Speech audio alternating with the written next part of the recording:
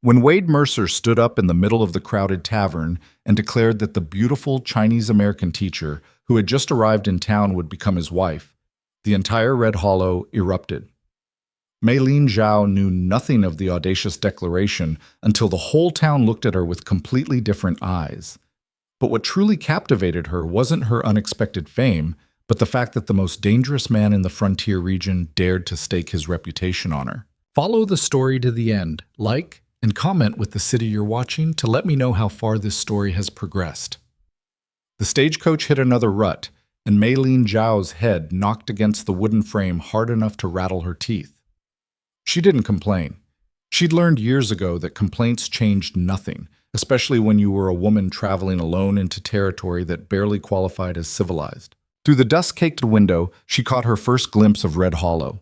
The town looked exactly like she'd expected, rough, unfinished, clinging to existence in a landscape that seemed designed to scrape away anything soft. A main street of packed dirt, buildings that leaned like drunks, and everywhere, the kind of emptiness that made people either find themselves or lose themselves completely. She was here to find herself, or at least to bury who she'd been. Red Hollow, the driver announced, his voice carrying the particular exhaustion of a man who'd made this run too many times. End of the line, ma'am. Maylene gathered her bags, 2 cases that held everything she owned that mattered, and stepped down into the street. The afternoon sun hit her full in the face, and she had to squint against it. Around her, the town seemed to slow. Men paused in doorways. A woman carrying laundry stopped mid-step. Even the horses seemed to turn their heads. She knew that look, had known it her whole life. The assessment, the judgment that came before a single word was spoken. A Chinese woman. Beautiful, which somehow made it worse. Alone. She lifted her chin and walked toward the building that had been described in the letter. A squat structure with a hand-painted sign that read, Red Hollow School, in letters that had once been white but had faded to the color of old bones. The door hung crooked on its hinges. When she pushed it open, the smell hit her first. Mildew, mouse droppings, years of neglect. The single room was smaller than she'd imagined, with windows so dirty they barely let in light. Desks sat in chaotic clusters, some missing legs, others carved with words she chose not to read too closely. This was it. This was what she'd traveled 800 miles for. Maylene set down her bags and got to work. By the time the sun began its descent, she'd swept out 3 decades' worth of accumulated filth, opened every window that would still open, and arranged the salvageable desks into something approaching order. Her hands were blistered, her dress was ruined, and she felt more alive than she had in months. She didn't hear the men approach until they were already inside. There were 3 of them, each carrying the particular confidence that came from never being told no. The one in front had a face like weathered leather and eyes that moved over her in a way that made her skin crawl. "Well, well," he said, his voice thick with something that might have been amusement or might have been threat. "Heard we got ourselves a new school teacher. Didn't realize she'd be such a pretty little thing." Maylene straightened, keeping the broom handle in her hand. Not a weapon. Not yet. But close. "The school is closed for the day. If you have children who will be attending, you can register them when classes begin next Monday." The man laughed. His companions joined in, a sound with no humor in it. "Oh, we don't got kids, sweetheart. Just thought we'd come introduce ourselves. Make you feel welcome." "I appreciate that," Maylene said, her voice level. "But I have work to finish." "You know what I think?" The man took a step closer. "I think you're going to have a hard time here. Town like this, it don't take kindly to outsiders, especially ones that look like you." Maylene tightened her grip on the broom. "Then I suppose I'll have to earn their trust through my work." "That's real sweet, real optimistic." Another step. "But maybe you need someone to look after you. Make sure nobody gets the wrong idea about a woman like you living here all alone." "I don't need looking after." "See, that's where you're wrong." The voice came from the doorway, and all 3 men turned. Maylene's breath caught. The man in the doorway was tall, taller than the others, with shoulders that filled the frame. His hat shadowed his face, but she could see enough. Hard jaw, eyes that missed nothing, and an authority that seemed to radiate from him like heat from a forge. "Wade?" the leather-faced man said, and the name came out like a curse wrapped in a smile. We're just being neighborly. That's so. Wade Mercer stepped into the room, and somehow the space felt smaller. Funny, from where I'm standing, looks more like you're hassling the new school teacher. We weren't. You were. Wade's voice didn't rise, but it didn't need to. And now you're leaving. The three men exchanged glances. For a moment, Meilin thought they might push back. Then the leather-faced one shrugged, his grin turning mean. Sure, Wade, we're going. For now. They filed out, and the silence they left behind felt fragile, like ice over deep water. Wade Mercer turned to face her fully, and Meilin got her first clear look at the man who'd just disrupted what had probably been building toward violence. Mid-30s, she guessed, face carved by weather and work, eyes the color of storm clouds, and something in the way he held himself that suggested he knew exactly what he was capable of. Thank you, Meilin said, because manners demanded it. Though I had the situation under control, something that might have been amusement flickered across his face. I'm sure you did. I did. With a broom. It's a good broom. Now he definitely smiled, and it changed his whole face, made him look younger, more human. I don't doubt it, but those men, they're not good people, and this town can be rough on outsiders. I'm not planning on being an outsider for long. No? He tilted his head, studying her. What are you planning on being? The school teacher. That's what you do. I'm asking what you are. It was a strange question, and Meilin didn't have a ready answer. She settled for honesty. I'm someone who came here to build something, to do work that matters. Wade nodded slowly, as if she'd passed some test she hadn't known she was taking. Then I expect we'll be seeing each other again, Miss Zhao. How did you know my name? Small town, word travels. He touched the brim of his hat. Welcome to Red Hollow. He was gone before she could respond, leaving her alone in the half-cleaned schoolhouse with 100 questions and the uncomfortable feeling that her life had just become significantly more complicated. She found out just how complicated 2 days later. Meilin had spent the weekend making the schoolhouse habitable. She'd scrubbed, repaired, and organized until her hands were raw and her back ached. By Sunday evening, the place looked less like an abandoned shed and more like somewhere children might actually learn something. She'd ventured into town only once, to buy supplies.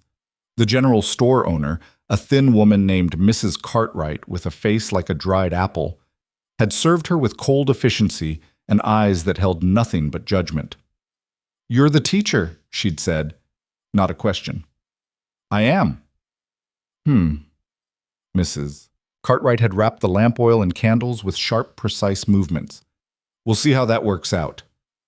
It wasn't encouraging, but Meilin had expected worse. She'd paid, gathered her supplies, and left before the other customers could finish their whispered conversations. Monday morning arrived cold and clear. Meilin dressed carefully in her most conservative dress, high collar, long sleeves, nothing that could be misconstrued. She braided her hair tightly and pinned it at the nape of her neck. She looked at herself in the small mirror above the wash basin in her rented room and saw exactly what she wanted to see. A professional woman ready to do serious work. The illusion lasted until she walked into town and realized everyone was staring. Not the usual stares. These were different, knowing, almost pitying.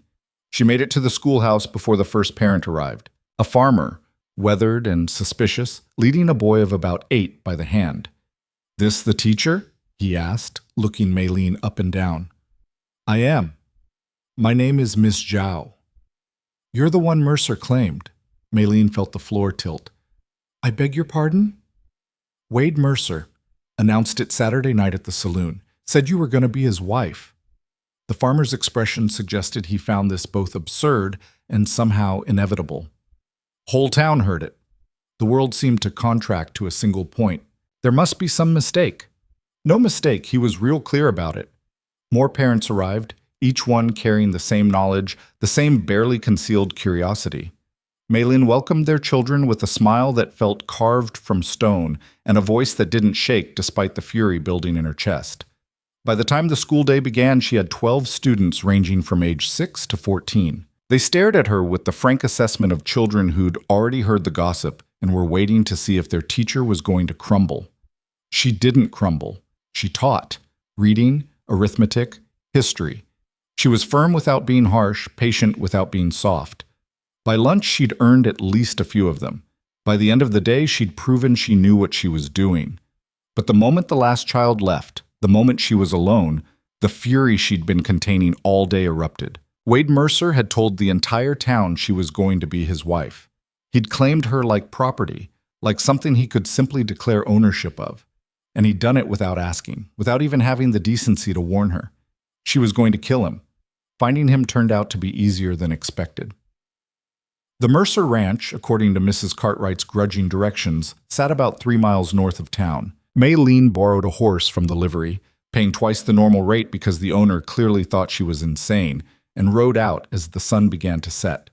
The ranch appeared gradually, rising from the landscape like something that had grown there naturally. It was bigger than she'd expected. Main house, barn, corrals, outbuildings, everything well-maintained, orderly, prosperous. She found Wade in the barn, working on a saddle. He looked up as she entered, and if he was surprised to see her, he didn't show it. "Miss Zhao, we need to talk." "I expect we do." He set down the leather he'd been working and gave her his full attention. "You're angry." "Angry?" She dismounted, barely remembering to tie the horse. "You told the entire town I was going to be your wife. You claimed me like I was a horse you'd decided to buy. And you did it without asking, without permission, without any regard for how it might affect me or my work. So yes, Mr. Mercer, I am angry." Wade listened to this entire speech without interrupting. When she finished, slightly breathless, he nodded. "You have every right to be." The agreement took the wind out of her sails. What?" "You're right. I should have talked to you first. I shouldn't have made that announcement without your permission." Maylene stared at him. "Then why did you?" Wade was quiet for a moment, and when he spoke, his voice was careful. "You met Dalton and his boys, the ones who came to the school that first day." "Yes. They're not the worst Red Hollow has to offer, but they're close. And when I heard them talking in the saloon about the new teacher, about how pretty she was, how alone, how they might keep her company, I knew what that meant."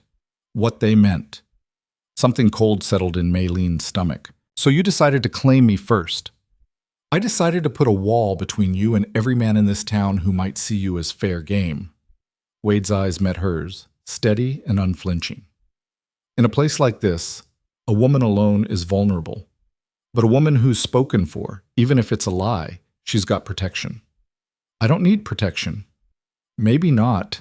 But you need to be able to do your work without fighting off every drunk cowboy who thinks you owe him attention. And you need those children's parents to take you seriously instead of treating you like some kind of exotic curiosity they can gossip about." "So you made me your exotic curiosity instead." Wade shook his head. "I made you unavailable. There's a difference." Maylene wanted to stay angry. It would be easier if she could stay angry.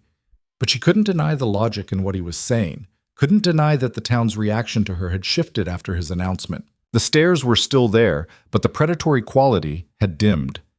"You should have asked," she said finally. "You're right. I should have." Wade stepped closer, and Maylene caught the scent of leather and horse and something else, something that was just him. "So I'm asking now. Will you let me maintain the pretense, just until you're established enough that you don't need the protection anymore? And then what?" "Then we'll tell everyone you broke it off. That you realized I was too rough, too set in my ways, whatever story you want to tell. Your reputation stays intact. You get to keep teaching."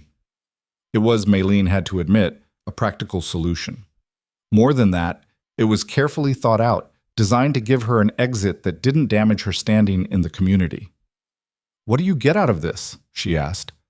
Wade smiled, and again she was struck by how it transformed him. The satisfaction of knowing the best teacher this town's ever had gets to do her work in peace. "You don't know if I'm the best teacher this town's ever had. I know you came 800 miles to take a job that pays almost nothing in a town that would just as soon run you out as welcome you. I know you spent a weekend cleaning a schoolhouse that hadn't been touched in years. And I know you faced down Dalton and his boys with nothing but a broom and pure stubbornness." Wade's expression turned serious. "That tells me you're exactly the kind of teacher this town needs. And I'm not about to let them waste that. Maylene studied him, really looked at him for the first time, saw past the rough exterior and the reputation to something more complex underneath: intelligence, discipline, and a bone-deep sense of fairness that probably cost him more than he'd ever admit. "One condition," she said. "Name it." "You don't interfere with my work. You don't tell me what to teach or how to teach it. You don't show up at the school playing the protective fiancé. We maintain this fiction from a distance." "Agreed. And when I decide I'm ready to end it, it ends. No arguments." "Done." Wade extended his hand. "Do we have an understanding, Miss Zhao?" Maylene looked at his hand, calloused, scarred, capable, and wondered what kind of bargain she was really making. Then she thought about Dalton and his friends, about the way Mrs. Cartwright had looked at her, about all the ways this could go wrong if she tried to face it alone. She shook his hand. "We have an understanding, Mr. Mercer." His grip was firm, brief, completely impersonal. "Wade, if we're supposed to be engaged, you should probably call me Wade." "Then you should call me Maylene." "Maylene," he repeated, and something about the way he said her name, careful, respectful, made her breath catch. "It suits you." She pulled her hand back, suddenly aware of how close they were standing. "I should get back. It'll be dark soon." "Stay for dinner." "What?" "If we're engaged, people will expect you to visit. Might as well start establishing the pattern." Wade gestured toward the house. "Besides, my cook makes the best stew in the territory, and you look like you haven't had a decent meal since you got here." He wasn't wrong. Maylene had been living on hard bread and cheese, too busy fixing up the school to worry about her own comfort. And the thought of a hot meal, eaten in a place that wasn't her cramped rented room, was suddenly overwhelming. "Just dinner," she said. "Just dinner." The main house was nicer inside than out. Clean, well-organized, with furniture that looked handmade but sturdy. Wade led her to a dining room dominated by a long table that could easily seat a dozen people. "You live here alone?" Maylene asked. "Mostly. I've got hands who work the ranch, but they stay in the bunkhouse. And Maria, she's the cook I mentioned. She lives in town. Comes out daily." Wade pulled out a chair. "Sit. I'll let her know we've got company." He disappeared into what Maylene assumed was the kitchen, leaving her alone in a room that spoke of money and taste and a kind of permanence she'd never known. The books on the shelf caught her eye. History, philosophy, even some poetry, not what she'd expected from a rough frontier rancher. Wade returned with 2 bowls of stew that smelled like heaven. He set one in front of her and took the seat across. "Maria left early today," he explained, "but she always makes extra." They ate in silence for a few minutes. The stew was as good as promised, rich, perfectly seasoned, with meat that fell apart at the touch of a spoon. "This is wonderful," Maylene said finally. "I'll tell her you said so. She'll be pleased." Wade paused. "Can I ask you something?" "That depends on the question. Why here? Why Red Hollow? You clearly have education, skills. You could have found a position somewhere less—" He gestured vaguely. "Hostile." "I was going to say isolated." Maylene considered how much to tell him. She'd spent so long keeping her past locked away that the idea of sharing it felt dangerous. But there was something about Wade Mercer, something in the way he asked, like he actually wanted to know, that made her want to answer honestly.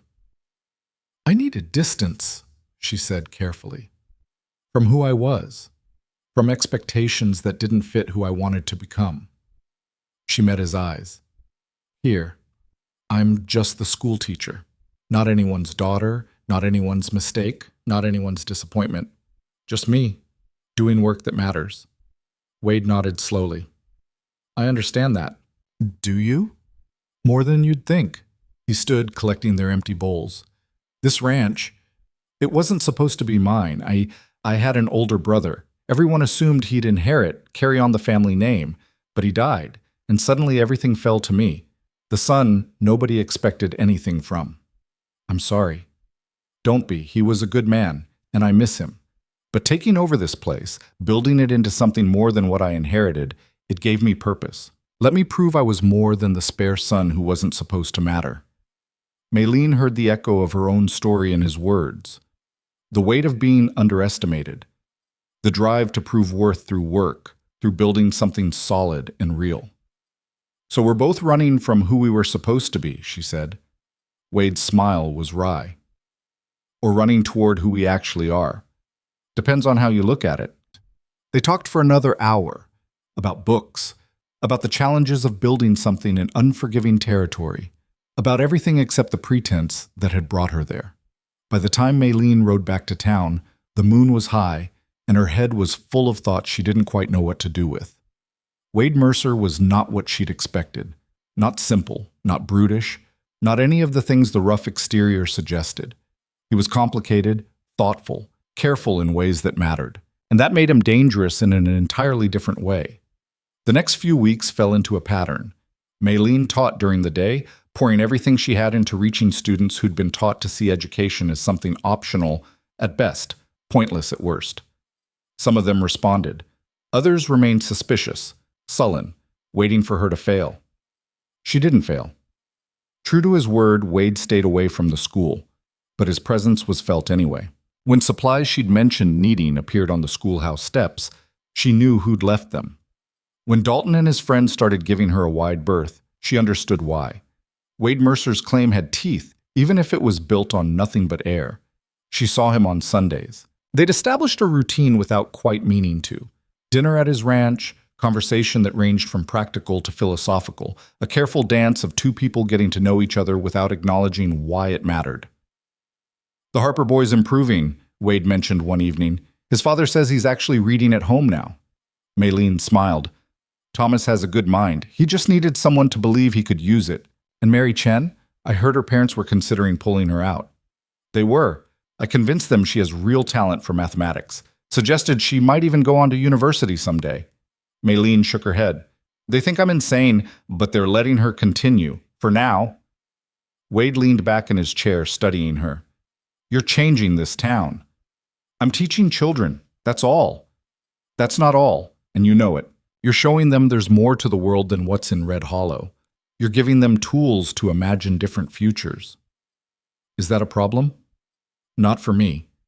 But there are people in this town who like things the way they are, who benefit from keeping everyone else small and limited. Maylene had noticed. The parents who resisted, who questioned every lesson that didn't fit their narrow view of the world. The town council members who'd made it clear they were watching her, waiting for a reason to get rid of the outsider who'd somehow convinced them to hire her. I can handle resistance, she said. I know you can. Wade's expression turned serious. But resistance isn't always loud. Sometimes it's quiet. Sometimes it comes from people you think are on your side.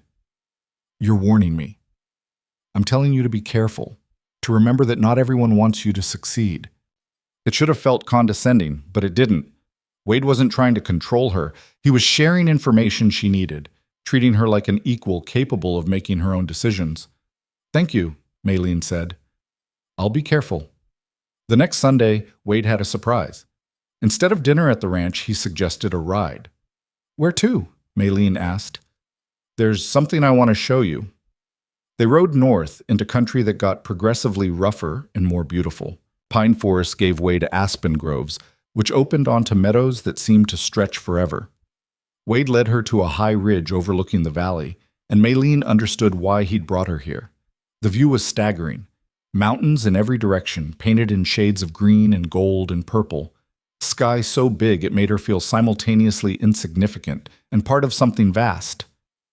When things get hard, Wade said quietly, I come here. Reminds me that there's more to the world than whatever's making me angry or frustrated or tired. Maylene stood beside him, breathing in air so clean it almost hurt. It's beautiful. Thought you might like it. They stood in silence, watching clouds cast shadows across the valley floor. Maylene realized this was the first time in months, maybe years, that she'd felt truly at peace. Can I ask you something? Wade said. Yes? That distance you needed, from who you were. Are you finding it here? Maylene considered the question. Was she? Red Hollow had its challenges, its hostilities, its limitations. But it had also given her something she'd never had before. The freedom to define herself on her own terms. I'm building it, she said finally. Every day, a little more. Wade nodded, seeming to understand what she meant. Good. They rode back as the sun set, painting the sky in colors that had no names. Maylene felt something shift inside her, a recognition that what had started as a practical arrangement was becoming something more complex. She wasn't sure what to do with that knowledge, so she tucked it away and pretended it didn't exist. But that night, lying in her narrow bed, she couldn't stop thinking about the way Wade had looked standing on that ridge. The way he'd shared something that clearly mattered to him without demanding anything in return. The way she'd felt standing beside him, like she belonged somewhere for the first time in her life. It terrified her. The first real test came on a Tuesday morning in late October. Maylene was halfway through a geography lesson when the schoolhouse door swung open. She turned, expecting a late student, and found herself facing Eleanor Briggs instead. Eleanor was the closest thing Red Hollow had to royalty. Her husband owned the lumber mill and half the businesses on Main Street. She sat on every committee, organized every social event, and had opinions about everything that happened in town. She was also the mother of Maylene's most difficult student. "Mrs. Briggs," Maylene said, keeping her voice pleasant. "Is there something I can help you with?" Eleanor's eyes swept the classroom, taking in the students who'd gone silent and watchful. "I'd like to speak with you, privately. I'm in the middle of a lesson. I can't wait." Maylene felt 12 pairs of eyes on her, waiting to see if their teacher would bend. She thought about giving the students an assignment and stepping outside. Then she thought about what that would teach them, that anyone with enough authority could interrupt their education whenever they pleased. "I'm afraid it will have to," Maylene said calmly. "School ends at 3. You're welcome to return then, and we can discuss whatever concerns you have." Eleanor's face flushed. "I don't think you understand who you're speaking to." "I understand perfectly. You're a parent with a concern. I respect that. But right now I'm a teacher with students who deserve my full attention." Maylene gestured to the door. 3 o'clock, Mrs. Briggs." For a moment the outcome hung in the balance. Then Eleanor turned on her heel and left, the door slamming behind her hard enough to rattle the windows. The students stared at Maylene with something like awe. "All right," she said, as if nothing had happened. "Who can tell me the capital of California?" But her hand shook slightly as she turned back to the board, and she knew this wasn't over. Eleanor returned at 3 on the dot, this time accompanied by 2 other mothers. Maylene had sent the children home and was erasing the chalkboard when they entered. "Mrs. Briggs," she said, "and Mrs. Patterson, Mrs. Coleman. What can I do for you?" Eleanor planted herself in the center of the room like she owned it. "We've been hearing disturbing things about what you're teaching our children." Maylene set down the eraser. "Such as?" "Such as filling their heads with nonsense about college, about leaving Red Hollow." Eleanor's voice rose. "My son came home yesterday talking about studying law." "Law? He's meant to work in the mill, same as his father and grandfather before him." "I simply mentioned that students who excel at rhetoric and debate might consider legal careers," Maylene said evenly. "I didn't tell anyone what they should or shouldn't do with their lives." "You're putting ideas in their heads," Mrs. Patterson cut in. She was smaller than Eleanor, but just as angry, making them dissatisfied with honest work. "I'm educating them. That's what you hired me to do." "We hired you to teach reading and arithmetic," Eleanor snapped, "not to make our children think they're too good for Red Hollow." Maylene felt the familiar anger building, the kind that came from being questioned by people who'd never bothered to ask what she was actually doing. She took a breath, forced herself to speak calmly. "Education isn't about making anyone too good for anything. It's about giving people choices, tools they can use however they see fit." She looked at each woman in turn. "Your children are smart. They're capable. They deserve to know there's a world beyond this town, even if they choose to stay." "What my child deserves is for his teacher to know her place," Eleanor said coldly. "And right now, I'm not sure you do." The threat was clear. Maylene heard it, understood it, and made a choice. "If you have concerns about my teaching, you should address them with the school board. I report to them, not to individual parents who disagree with my methods." She walked to the door and opened it. "Now, if you'll excuse me, I have work to do." Eleanor's face went white with fury. "This isn't over. I didn't imagine it was." They left, and Maylene closed the door behind them with more force than necessary. Her heart was pounding. She'd just made enemies of the most powerful women in town, and she knew exactly what that could cost her. The question was whether it would be worth it. She found out 2 days later when she received a summons to appear before the school board that Friday evening. Maylene spent Thursday night preparing her defense, reviewing her lesson plans, gathering examples of student work. She wasn't going to make this easy for them. If they wanted to fire her, they'd have to admit they were doing it because she was teaching children to think instead of simply memorize. Friday dawned cold and overcast. Maylene taught her classes with a calmness she didn't feel, trying not to watch the clock, trying not to imagine how this evening might end. When the last student left, she stayed at her desk, reviewing her notes one more time. She didn't hear Wade's horse until it was right outside. He appeared in the doorway, and Maylene's first thought was that he looked tired. Dust on his coat, shadows under his eyes, like he'd been working harder than usual. "I heard about the board meeting," he said without preamble. "Word travels fast. Eleanor Briggs made sure of that. She's been telling anyone who'll listen that you're a troublemaker who doesn't respect the community." Maylene laughed, and it came out harder than she intended. "Of course she has." Wade stepped inside, closing the door behind him. "What are you going to tell them?" "The truth. That I'm doing the job they hired me to do, and doing it well." She looked up at him. "Why? Do you think I should tell them something else?" "I think you should be careful. The board, they're not bad men, but they're cautious, and they don't like conflict. So I should apologize?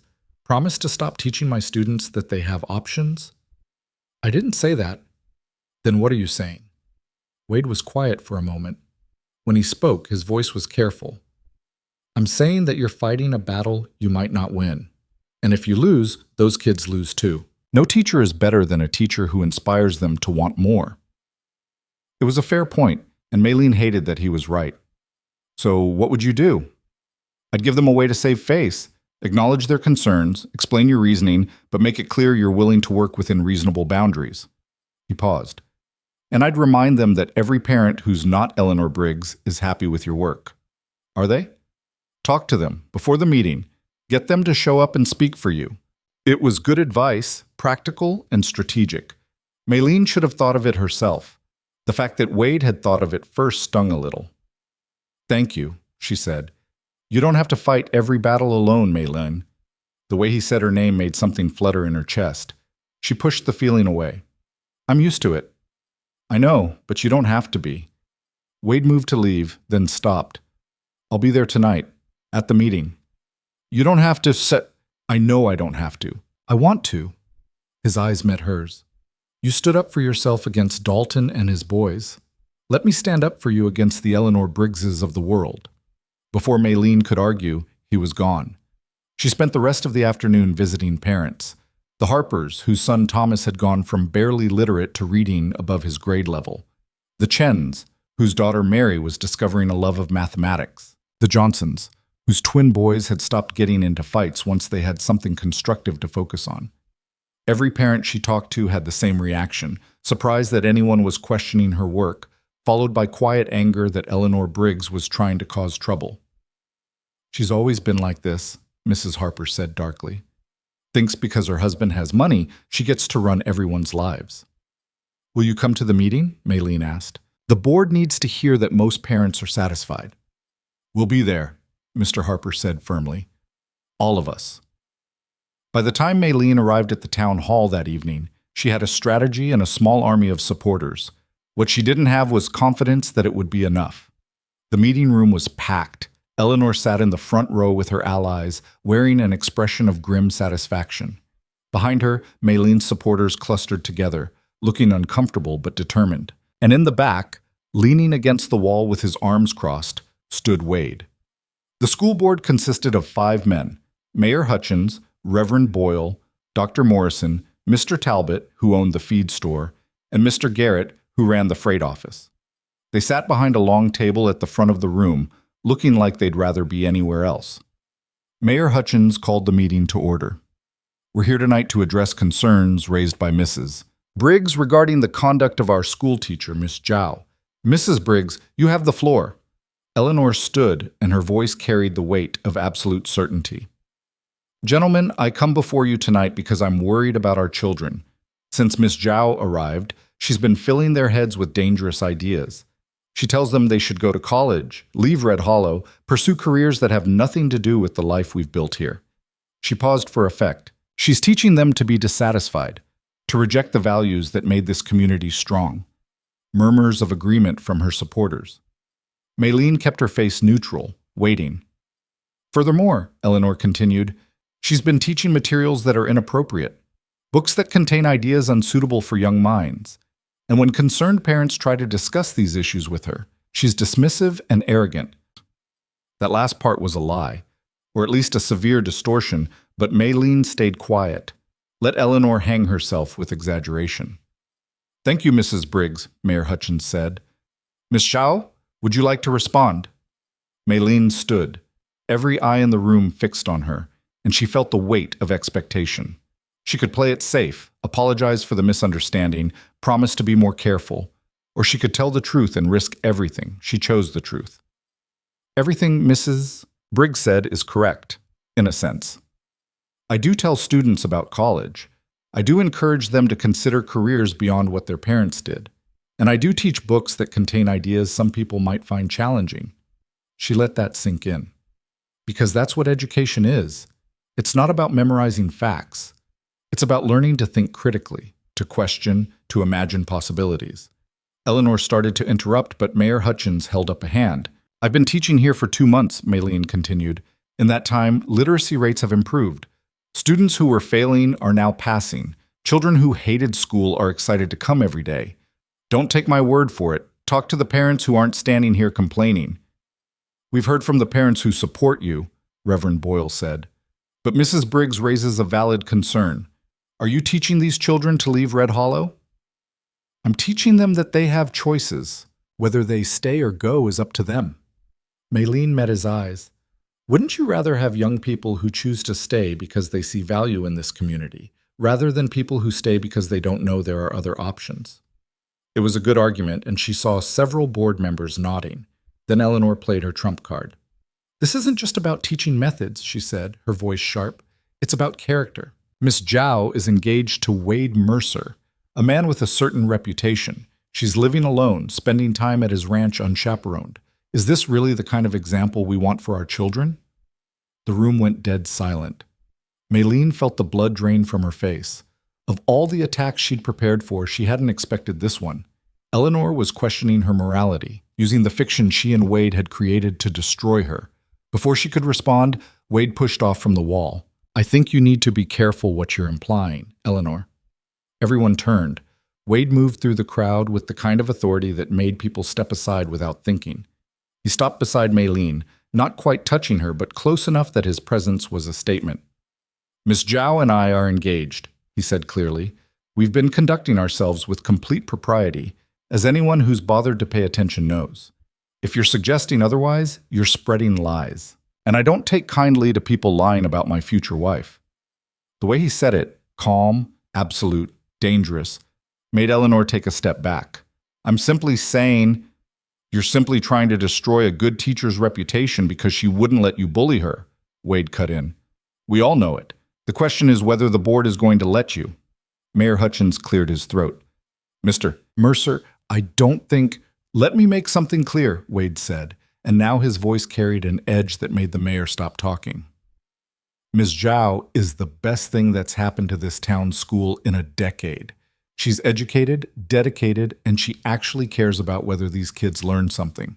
If you fire her because Eleanor Briggs is upset that her son wants to be more than a mill worker, you're fools. Now see here, Eleanor started. I'm not finished. Wade's attention shifted back to the board. You want to talk about character? Let's talk about it. Miss Zhao works 12-hour days for a salary that's barely enough to live on. She's turned a disaster of a schoolhouse into a real place of learning, and she's done it while facing suspicion and prejudice from people who judged her before she ever opened her mouth. He paused. That's character. Real character, not the kind Eleanor Briggs pretends to have while she's tearing down anyone who doesn't bow to her. The room erupted. Eleanor was shouting. Her supporters were shouting. Maylene's supporters were shouting back. And through it all, Wade stood beside Maylene like a wall, immovable. Mayor Hutchins had to bang his gavel 3 times before order was restored. Enough, he said wearily. The board will deliberate and make a decision. Everyone else, out. The room emptied slowly, people throwing glances over their shoulders, already composing the stories they'd tell. Maylene found herself outside in the cold night air, surrounded by supporters offering encouragement she could barely hear over the ringing in her ears. Wade appeared at her elbow. "Come on, I'll walk you home." She let him guide her away from the crowd, down the dark street toward her boarding house. They walked in silence for a while, and Maylene tried to process what had just happened. "You didn't have to do that," she said finally. "Yes, I did. You made enemies tonight. Eleanor has influence. Let her use it. I'm not afraid of Eleanor Briggs." Wade glanced at her. "Are you all right?" Maylene didn't know how to answer that. She felt stripped raw, exposed. The careful professional distance she'd maintained had been torn away, and now the whole town knew things she'd wanted to keep private. "I don't know," she admitted. "That was supposed to be about my teaching, and instead it became about us, about a relationship that doesn't even exist." Wade stopped walking. They were alone on the street, halfway between the town hall and her boarding house, and the darkness made it feel like they were the only two people in the world. "Doesn't it?" he asked quietly. Maylene's breath caught. "What?" "Exist. You said the relationship doesn't exist, but we have dinner every week. We talk about things that matter. I know what makes you angry and what makes you laugh and how you take your coffee." He stepped closer. "That's more real than most actual engagements I've seen." "That's not what this was supposed to be." "I know, but maybe it's what it became anyway." Maylene stared at him, her heart pounding. She wanted to argue, to tell him he was wrong, that they'd had an agreement and he was breaking it. But she couldn't, because somewhere along the way, without meaning to, she'd started looking forward to Sundays, started thinking about what Wade would say about things that happened during the week, started noticing details about him that had nothing to do with their practical arrangement. "I can't do this," she said, and her voice came out unsteady. "I came here to build something on my own, to prove I didn't need anyone to define me or protect me or give my life meaning. I'm not trying to define you, I'm just—" Wade stopped, seeming to search for words. "I'm just saying that maybe building something doesn't have to mean doing it alone. It does for me. It has to." She pulled away and walked quickly toward her boarding house, not letting herself look back. Behind her, Wade didn't follow, and she was grateful and heartbroken in equal measure. The board's decision came the next morning. Maylene was halfway through a lesson on American history when Mayor Hutchins appeared at the schoolhouse door. She knew immediately from his expression what he'd come to say. "Miss Zhao, a word, please." She stepped outside, leaving the students with an assignment. The mayor looked uncomfortable, which somehow made it worse. "The board met late last night and again this morning," he said. "We've decided to retain your services as teacher. However, we're issuing a formal warning regarding your teaching methods and your conduct outside school hours." It wasn't a victory, but it wasn't a loss either. Maylene felt something unknot in her chest. "I understand," she said. "Eleanor isn't happy. She's threatening to pull her son from school." "That's her choice to make," Hutchins sighed. "You're a good teacher, Miss Zhao, but you need to understand, this town doesn't change easy. Push too hard and even people who support you will back away. I'm not trying to change the town, I'm trying to teach children. In a place like Red Hollow, there's not much difference." He tipped his hat. "Be careful, that's all I'm saying." He left, and Maylene stood outside the schoolhouse, breathing in cold air and trying to figure out if she'd won or lost. She still had her job, but she'd been warned, constrained, reminded of her place, and she'd hurt Wade by running away from something she didn't know how to name. She avoided him for the next week. When Sunday came, she didn't go to the ranch.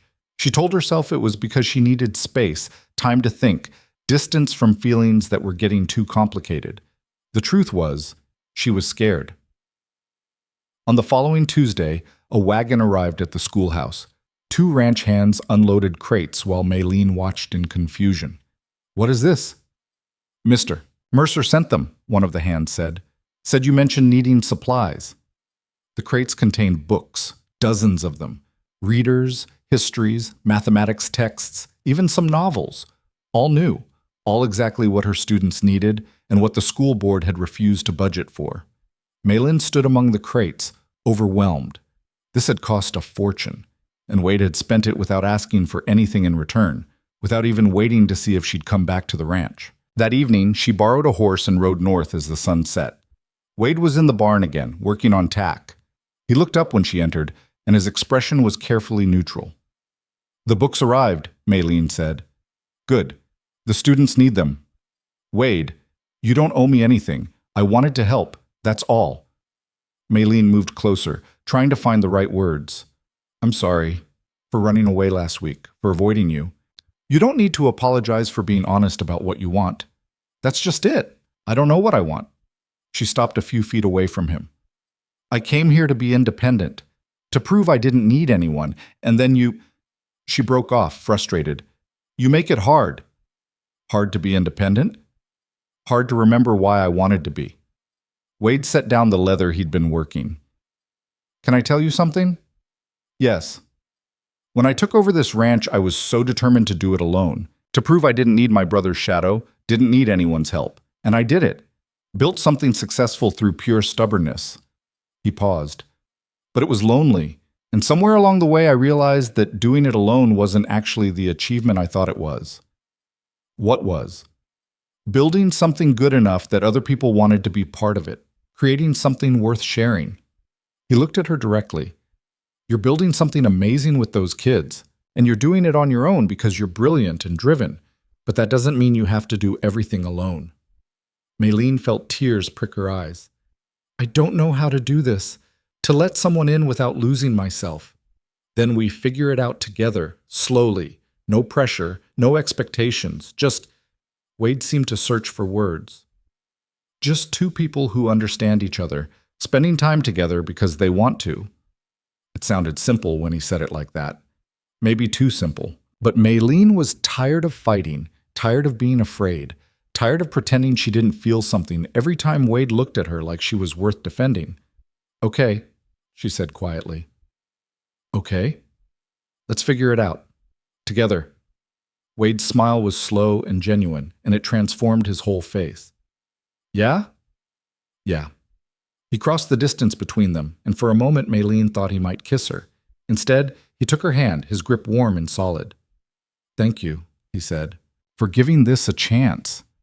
Thank you for the books, and for standing up for me at the board meeting. Always." They stood there in the barn, holding hands like awkward teenagers, and Maylene felt something she hadn't felt in years. Hope that maybe, just maybe, she could have both the independence she'd fought for and the connection she'd been denying she wanted. The weeks that followed felt different, though Maylene couldn't quite articulate how. Nothing had fundamentally changed. She still taught during the week, still had dinner with Wade on Sundays, still maintained the careful fiction of their engagement for the town's benefit. But something had shifted beneath the surface, like bedrock settling into a new position. She caught herself thinking about him at odd moments. While grading papers, she'd remember something he'd said about perseverance and smile. During lessons, she'd notice a student showing the kind of quiet determination Wade embodied and wonder if that quality could be taught or if it was something people either had or didn't.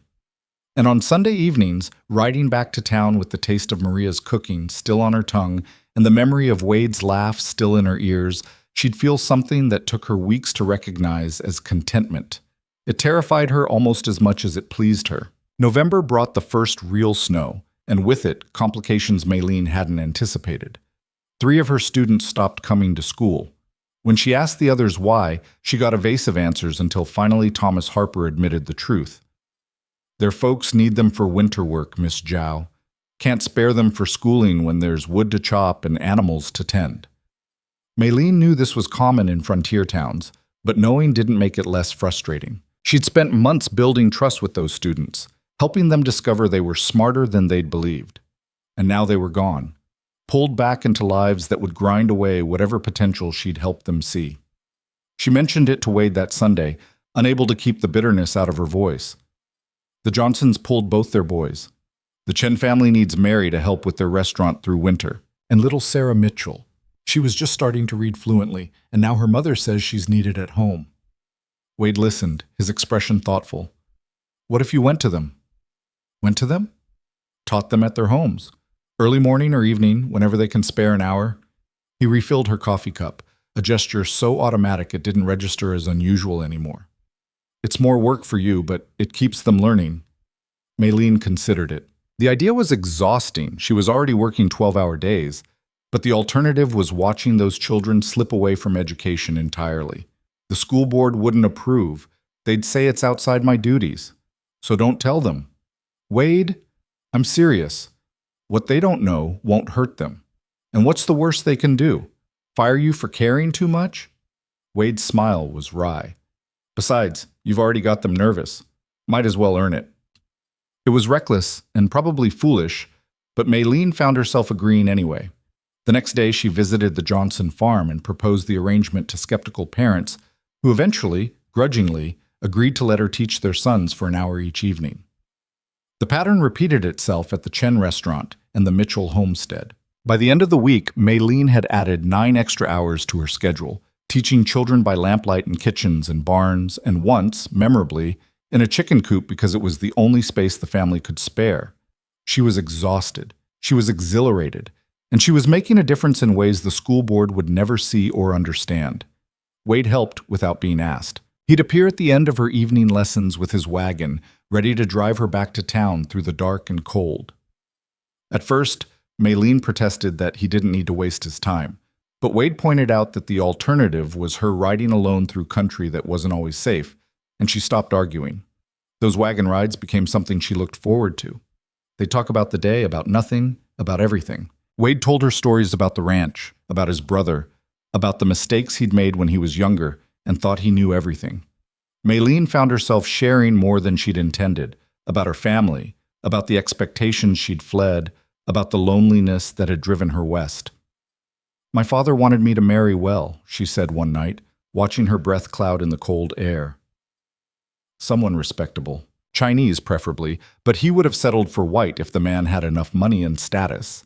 She pulled her coat tighter. "When I told him I wanted to teach instead, he said I was wasting my looks and my opportunities." "Sounds like a real understanding man," Wade said dryly. "He thought he was protecting me." In his mind, a woman without a husband was vulnerable, unprotected. Maylene glanced at Wade. "I spent my whole life hearing that I needed a man to be safe, to be respectable, to be anything that mattered. Coming here was supposed to prove that wrong." "And has it?" Maylene was quiet for a moment. "I don't know. I proved I could get a job, build a life, stand on my own. But then you showed up and complicated everything." "Sorry about that." "I'm not asking for an apology. I'm just—" She struggled to find the right words. "I'm trying to figure out how to let you in without proving my father right, without becoming the woman who needs a man to save her." Wade brought the wagon to a stop. They were just outside town, close enough that Maylene could walk the rest of the way if she wanted, far enough that they had privacy. "Can I tell you what I see when I look at you?" he asked. "I'm not sure I want to know." "I see someone who came to a hostile town with nothing but determination and intelligence, who faced down men like Dalton, women like Eleanor Briggs, and a school board that was looking for reasons to fire her, who worked 16-hour days teaching children that the world is bigger than Red Hollow." Wade turned to face her fully. "I see the strongest person I've ever met, and the fact that you let me buy you dinner sometimes doesn't change that." Maylene felt something break open in her chest. "It's not just dinner anymore." "No," Wade agreed quietly. "It's not." The space between them felt charged, dangerous. Maylene knew if she leaned forward even slightly, Wade would meet her halfway, and she wanted it with an intensity that shocked her. Instead, she pulled back. "I should get home. Early class tomorrow." If Wade was disappointed, he didn't show it. He just nodded and drove her the rest of the way in silence that felt fuller than words. The town's annual harvest dance arrived in mid-November, and Maylene tried to avoid it. Social events meant scrutiny, gossip, questions she didn't want to answer. But her students were excited. It was the biggest event of the season, and several parents made pointed comments about how the teacher really should attend to show support for the community. Wade, predictably, insisted on escorting her. "We're engaged, remember? People will talk if I don't." "People talk anyway." "Then let's give them something good to talk about." Wade's smile was teasing. "Besides, you've been working yourself to exhaustion. One night of dancing won't kill you." Maylene didn't know how to dance the American way. the reels and squares that frontier towns favored, and she told Wade as much. "I'll teach you," he said, as if it were the simplest thing in the world. So on the Saturday before the dance, Meilin found herself in Wade's living room, trying to follow his lead as he walked her through the basic steps. "It's not about being perfect," Wade said, patient despite her fourth misstep in as many minutes. "It's about moving together, feeling where your partner's going and following. I'm terrible at this. You're thinking too hard. Stop trying to control everything and just—" He pulled her closer, his hand warm on her back. "Trust me." Meilin looked up at him, and suddenly the dance was the last thing on her mind. They were close enough that she could see the flecks of blue in his gray eyes, close enough to feel the heat radiating from him. "Like this?" Her voice came out quieter than she'd intended. "Yeah," Wade said, his own voice rough. "Just like that." They moved together, and Meilin stopped thinking about the steps.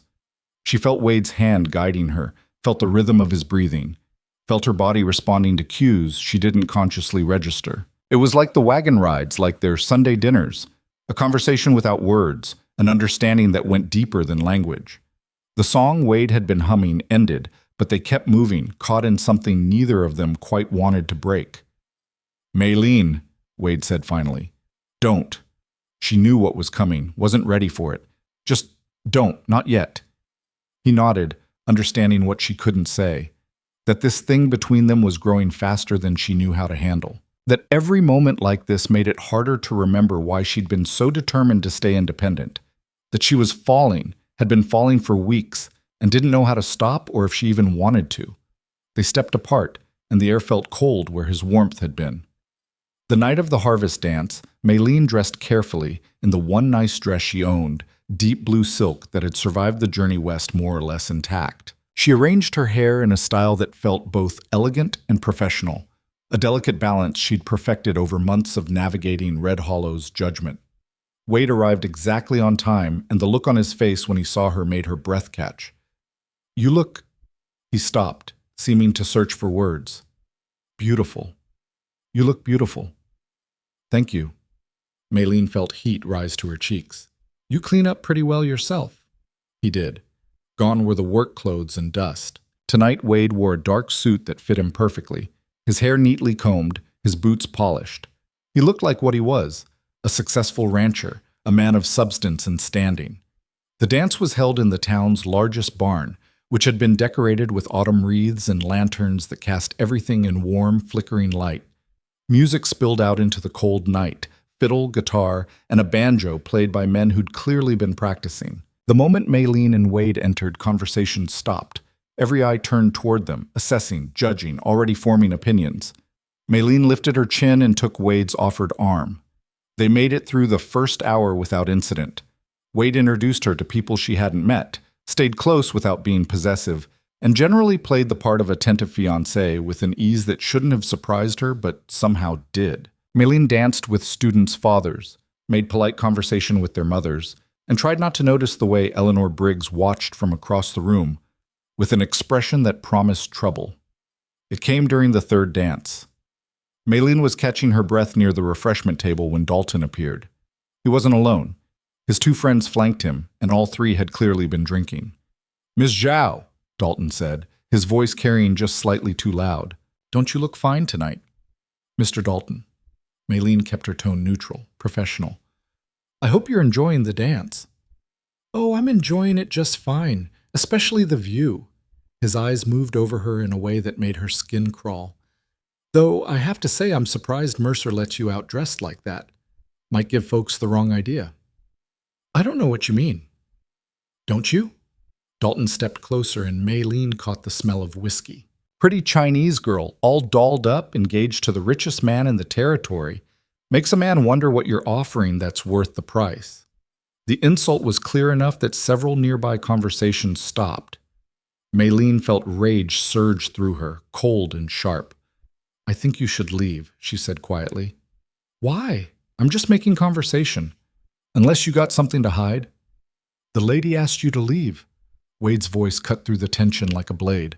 He appeared at Meilin's side, and the look on his face made Dalton take a step back. "You got a problem with that?" "No problem at all, Wade. Just wondering what makes this one so special. She doing something for you the other women in town won't? Dalton's grin was mean, calculated to provoke. Or maybe you just like the exotic. Wade moved so fast, Malin almost didn't see it. One moment Dalton was talking, the next he was on the floor with Wade standing over him. Apologize, Wade said, his voice deadly calm. Go to hell. Wade hauled Dalton up by his shirt front. Apologize to Miss Zhao. Now. The barn had gone completely silent. Everyone was watching, waiting to see what would happen. Maylene knew this moment mattered, knew that whatever came next would define how the town saw her for months to come. She could let Wade fight for her, could stand back and let him defend her honor like some damsel in a distress story. It would be easier, expected. It would also confirm everything she'd been fighting against. Wade, she said quietly, let him go. Wade looked at her, confused. Maylin, please, let him go. For a moment she thought he might refuse. Then he released Dalton, who stumbled backward, rubbing his neck. Maylin stepped forward, close enough that Dalton couldn't miss the anger in her eyes. You're pathetic, she said, and her voice carried in the silence. You see a woman who's different, who won't bow down to men like you, and your first instinct is to try to humiliate her, to reduce her to something crude and simple because that's all you're capable of understanding. She let that sink in. I don't need Wade to defend me from you. You're not worth the effort. Dalton's face flushed dark red. You think you're so much better than everyone else? I think I'm better than you, and I think everyone here knows it. Maylene looked around at the watching crowd. I came to Red Hollow to teach, to do honest work that helps this community. If that threatens you, if that makes you uncomfortable, that's your problem, not mine. The silence stretched. Then, from somewhere in the crowd, someone started clapping. Mrs. Harper. Then her husband joined in. Then others, until half the barn was applauding, and Dalton was standing alone, humiliated and furious. He left, his friends trailing after him, and the music started up again like nothing had happened. But something had happened. Maylene could feel it, a shift in the air, in the way people looked at her. She'd drawn a line, and now everyone knew exactly where she stood. Wade touched her elbow lightly. You all right? I'm fine. That was... He stopped, seeming to search for words. That was the bravest thing I've ever seen. It was stupid. I just made enemies I can't afford. You made them respect you. There's a difference. Wade guided her toward the door. Come on, let's get some air. Outside, the night was cold and clear, stars scattered across the sky like scattered diamonds. Maylin's hands were shaking, adrenaline and fury, and something else she couldn't quite name. I'm sorry, Wade said quietly. For what? For stepping in before you could handle it yourself. I saw him insulting you and He shook his head. I reacted. Didn't think about what you wanted or needed. Maylene leaned against the barn wall, trying to steady her breathing. You were defending me. I was trying to control a situation that wasn't mine to control. You had it handled. I should have trusted that. The apology surprised her. Most men would have doubled down, insisted they were right to intervene. Wade was admitting he'd made a mistake, treating her like an equal capable of fighting her own battles. Thank you, she said, for understanding that. I'm learning. Wade moved closer, his expression serious in the lamplight spilling from the barn. What you said in there, about not needing me to defend you, you meant it. Yes. Good. Because I don't want you to need me. He paused. I want you to choose me. There's a difference. Maylene's heart stuttered. Wade, I know this started as a pretense, a practical arrangement to keep you safe while you built something here, but it's not that anymore. Hasn't been for a while. Wade took a breath. I'm falling for you, Maylene. Have been since the day you threatened Dalton with a broom and looked at me like I was an inconvenience you'd tolerate until I proved otherwise. The confession hung between them, raw and honest. Maylene knew she should pull back, should protect herself from feelings that were getting too complicated.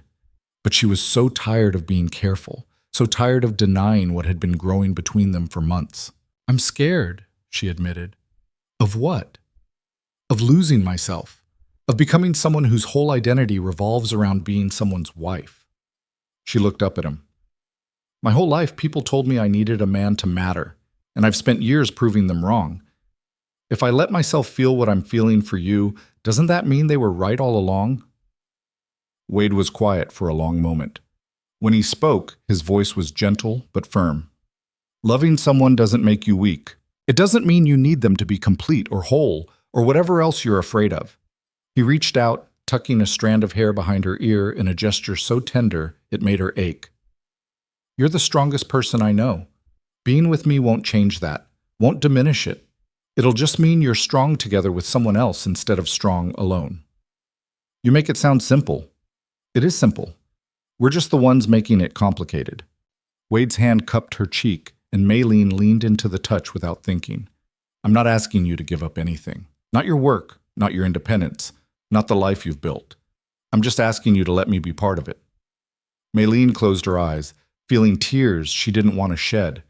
Everything Wade was saying made sense. The fear wasn't rational. It was old programming, old voices telling her that loving a man meant surrendering herself.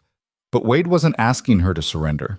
He was offering partnership, equality, a chance to build something together without either of them losing what made them who they were.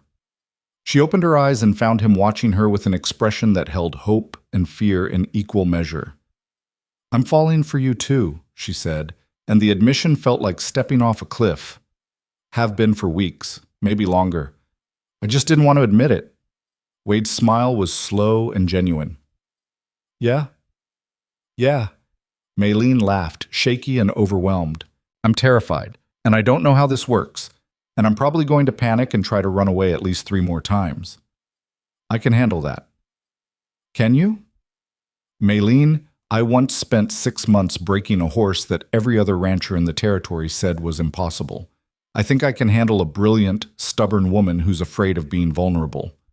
She laughed again, and this time it felt more real. That's not romantic. No, but it's honest. Wade's thumb traced her cheekbone. I don't want to give you poetry and promises. I want to give you truth. And the truth is this thing between us. It's messy and complicated and probably going to be hard sometimes. But it's also real. And I think it's worth fighting for.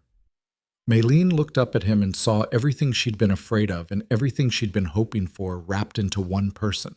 Wade Mercer, who'd defended her and stepped back when she asked, who'd bought books for her students and driven her home through winter nights, who looked at her like she was something rare and valuable but never fragile.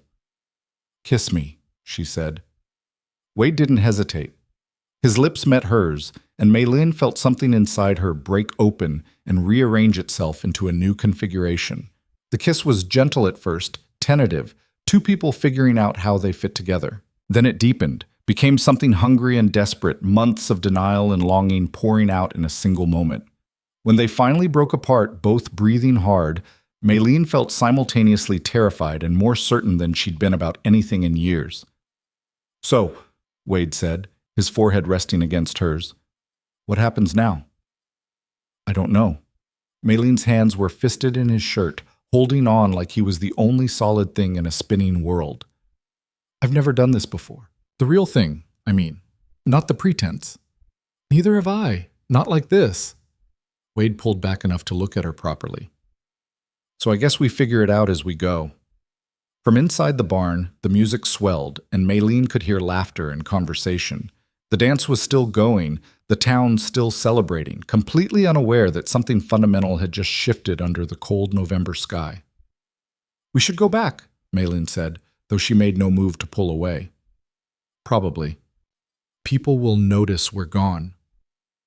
Let them notice. Wade kissed her again, softer this time, and Maylene let herself sink into it. Let herself feel without analyzing, want without questioning. Tomorrow she could go back to being careful. Tonight she was just going to be honest. When they finally returned to the dance, hand in hand, the looks they got were knowing and speculative. Eleanor Briggs wore an expression of such profound disapproval that Maylene almost laughed. The rest of the evening passed in a blur of dances and conversations, but all Maylene could focus on was the way Wade's hand felt in hers, solid and warm and real. They left early, both of them tired and overwhelmed in the best way. Wade drove her back to town through darkness lit by a moon so bright it cast shadows, and they talked about nothing important and everything that mattered. At her boarding house, Wade walked her to the door. "Thank you," Maylene said, "for tonight, for everything. Thank you for giving this a chance." Wade hesitated, then said, "Can I take you to dinner tomorrow? Somewhere that's not my ranch. Something that feels more like a real courtship?" "Yeah, if that's what you want." Maylene smiled. "I'd like that." Wade kissed her goodnight, sweet and brief, and left before either of them could overthink it. Inside her small room, Maylene got ready for bed in a daze. She'd come to Red Hollow to build a life on her own terms, to prove she didn't need anyone. And she'd done that. The teaching position, the respect she was earning, the difference she was making, none of that had anything to do with Wade Mercer. But the life she was building didn't have to be solitary. She could be independent and still let someone in. Could be strong and still want partnership. Could prove her father wrong about needing a man while choosing to be with one anyway. The realization felt revolutionary and terrifying in equal measure. As she lay in bed watching moonlight paint patterns on the ceiling, Maylene thought about Wade's words. About choosing rather than needing. About strength that didn't require isolation. Maybe, just maybe, she could have both the life she'd fought for and the connection she'd been denying she wanted. It was worth finding out. The morning after the dance, Maylene woke to find the entire town buzzing with gossip. Mrs. Cartwright at the general store gave her a look that might have been approval or might have been indigestion. It was hard to tell.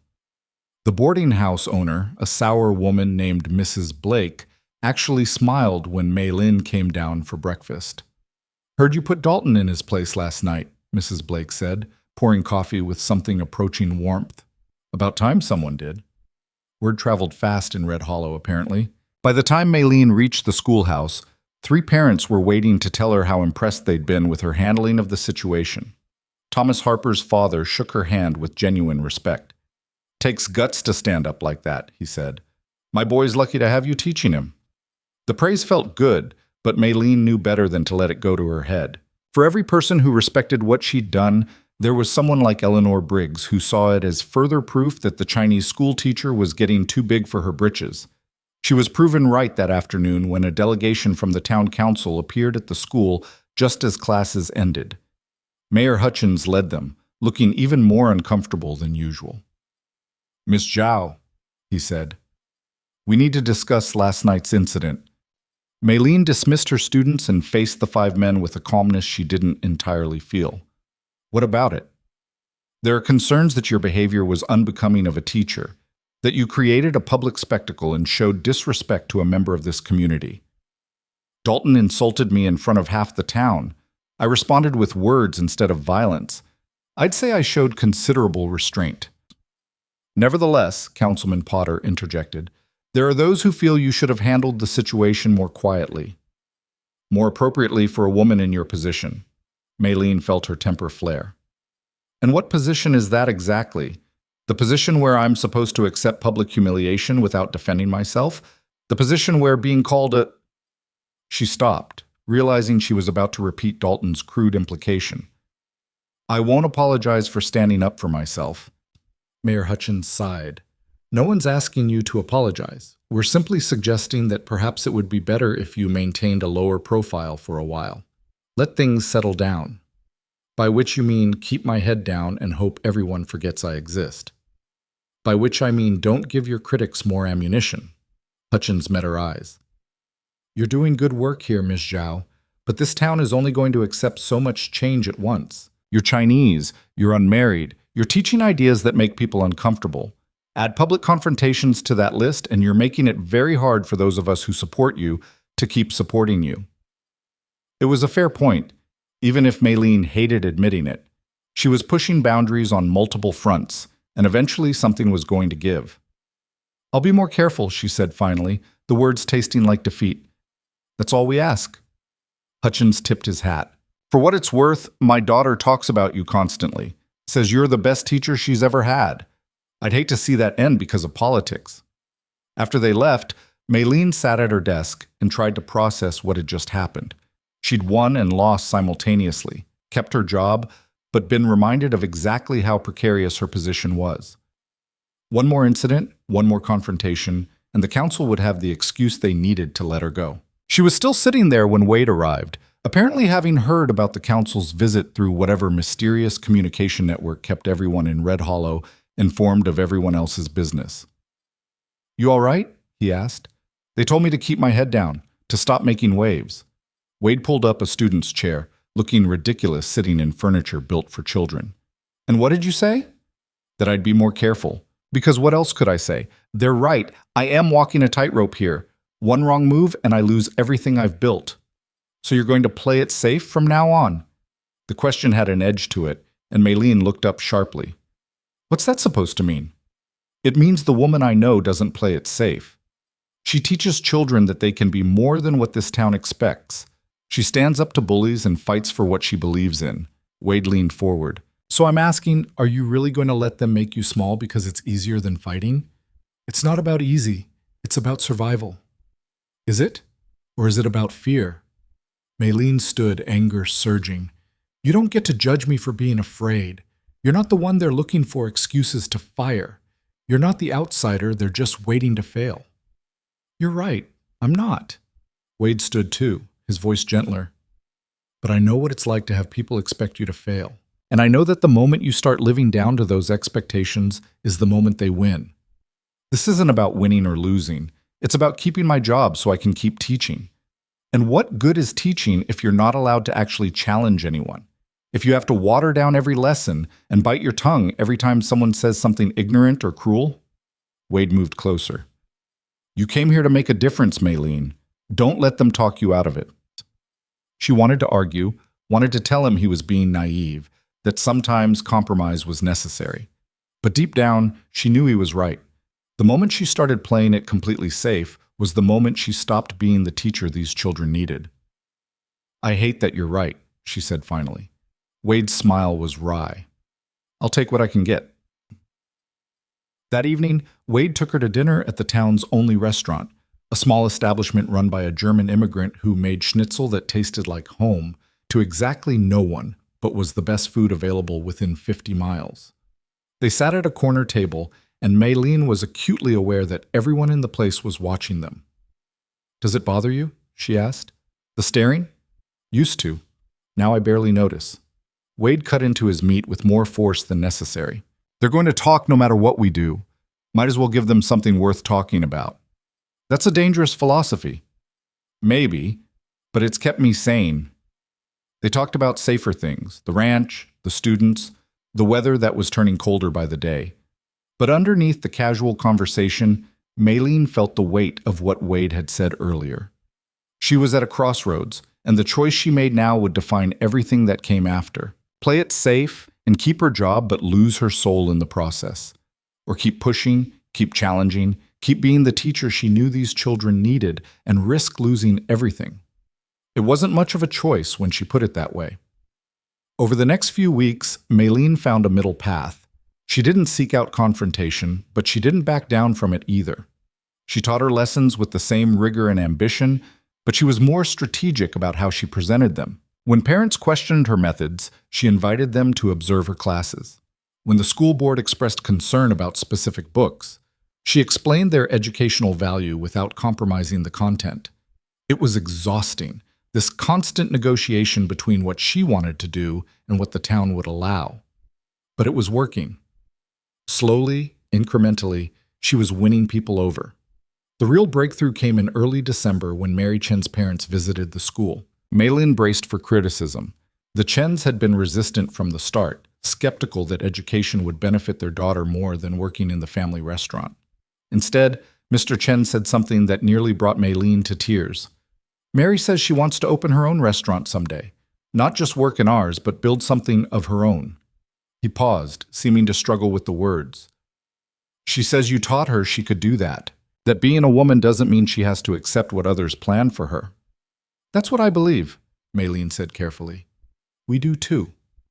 Now." Mrs. Chen spoke for the first time, her English heavily accented but clear. "We came here to tell you Mary can come back to school full-time.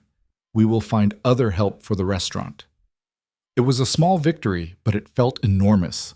One family, one student, one life changed for the better. It was why Maylene had come to Red Hollow in the first place. She shared the news with Wade that Sunday over dinner, unable to keep the joy out of her voice. The Chens are letting Mary return full-time, and Thomas Harper's father asked if I could tutor his younger daughter who's not school age yet. And Mrs. Patterson, the same woman who came with Eleanor to complain, she stopped me on the street yesterday to say her son's reading has improved dramatically. Wade listened to her ramble, smiling in that quiet way that made her heart do complicated things. "You're winning them over," he said when she finally paused for breath. "Some of them, not all. You'll never get all of them. That's not how people work." Wade refilled her wine glass. "But you're getting enough, and that's what matters." Maylene looked at him across the table. This man who'd somehow become the person she most wanted to share her victories with, her frustrations with, her thoughts with. The man who'd started as a complication and become something essential. "Can I ask you something?" she said. "Always." "Why me? And don't say it's because I'm strong or brilliant or any of those things. I need to know, what made you decide that night in the saloon that I was worth defending?"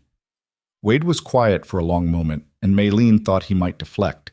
Instead, he answered with the kind of honesty that had become characteristic of their relationship. "I saw you earlier that day, at the schoolhouse. You didn't know I was there. I was riding past and heard noise inside. Looked through the window and saw you scrubbing floors in a building that hadn't been used in years, with this expression on your face like you were doing the most important work in the world." He paused. "Most people would have taken one look at that disaster and left. You saw it as a beginning. And I thought, that's someone who deserves a chance, who deserves protection while she builds something that matters." "So it was pity. It was admiration. There's a difference." Wade reached across the table, taking her hand. "And then I got to know you, and admiration became something else entirely." "What?" "Love." He said it simply, like it was the most obvious thing in the world. "I love you, Maylene. Have for weeks now. Just wasn't sure you were ready to hear it." Maylene's breath caught. She'd known this was coming, had felt it building between them like a storm gathering force.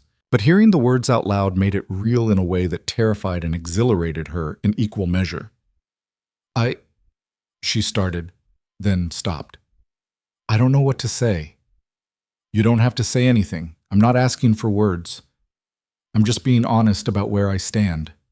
Wade's thumb traced circles on the back of her hand. "Take all the time you need to figure out where you stand." But Maylene knew where she stood, had known for weeks if she was being honest with herself. She'd just been too afraid to admit it, too worried that saying it out loud would somehow make her weak or dependent, or all the things she'd spent her life running from. "I love you too," she said, and the words felt like jumping off a cliff. "And it scares me more than anything I've ever felt." Wade's smile was gentle, understanding. "Good scared or bad scared?" "Both, all of it," Maylene laughed shakily. "I spent so long believing that loving someone meant losing yourself. And now here you are making me feel more like myself than I ever have, and I don't know what to do with that." "You don't have to do anything. Just—" Wade stood, pulling her up with him. "Just be here, with me. That's enough." He kissed her, and Maylene let herself sink into it, let herself feel without questioning. This was real. This mattered, and she was allowed to have it without sacrificing everything else she'd built. The thought was revolutionary. They spent the rest of the evening talking about the future, carefully, tentatively, like people testing the ice before committing their full weight. Wade mentioned plans for expanding the ranch. Maylene talked about her vision for the school, ideas she had for reaching more students. "What if we built a proper schoolhouse?" Wade said at one point. "Not the disaster you're working in now, but something purpose-built. Bigger classrooms, a library, space for students to actually learn. The town would never approve the funding." "The town doesn't have to. I could fund it." Maylene stared at him. "Wade, that would cost a fortune." "I have a fortune. Might as well use it for something that matters." He leaned back, studying her reaction. "Unless you'd see it as me trying to control your work, because that's not—" "I know it's not." Maylene's mind was racing. A real school, proper facilities, the ability to reach even more students. It was everything she had dreamed of and hadn't dared hope for. But people would talk, would say I'm using you for money. Let them talk. We know the truth. It was tempting, more than tempting, but Maylene had learned to be strategic, to think several moves ahead. Not yet, she said. I need to establish myself more first. Prove that I can succeed with what I have before accepting help to do more. She saw Wade start to protest and held up a hand. I'm not saying no. I'm saying not yet. Give me 6 months to show this town what I can do on my own. Then we can talk about expansion. Wade nodded slowly. 6 months. I can work with that. The conversation shifted to other things, but Maylene felt the weight of what had been offered. Wade wasn't just saying he loved her. He was offering partnership in its truest form, supporting her work, believing in her vision, willing to invest in what mattered to her. It was everything she told herself she didn't need, and discovering that she wanted it anyway felt like the final piece of her old self crumbling away. December brought snow that stayed, turning Red Hollow into a landscape of white and gray and the dark shapes of buildings against winter sky. The schoolhouse was freezing, and Maylene spent half her budget on wood for the stove. Her evening tutoring sessions moved entirely indoors, and she taught children by firelight with hands that shook from cold despite the gloves she wore. Wade started appearing at the end of her teaching days with hot food from Maria and extra blankets for the schoolhouse. He never stayed long. They both knew the importance of maintaining propriety, but his presence made the long days bearable. It was during one of these visits that Maylene noticed something was wrong. Wade seemed distracted, his usual easy manner replaced by tension he was trying to hide. What is it? She asked. Nothing. Wade, he sighed, running a hand through his hair. There's been talk about us, specifically about the fact that we've been engaged for months now, with no wedding date set. Maylene felt her stomach drop. What kind of talk? The kind that questions whether we're actually engaged or just using it as cover for something else. Wade's expression was grim.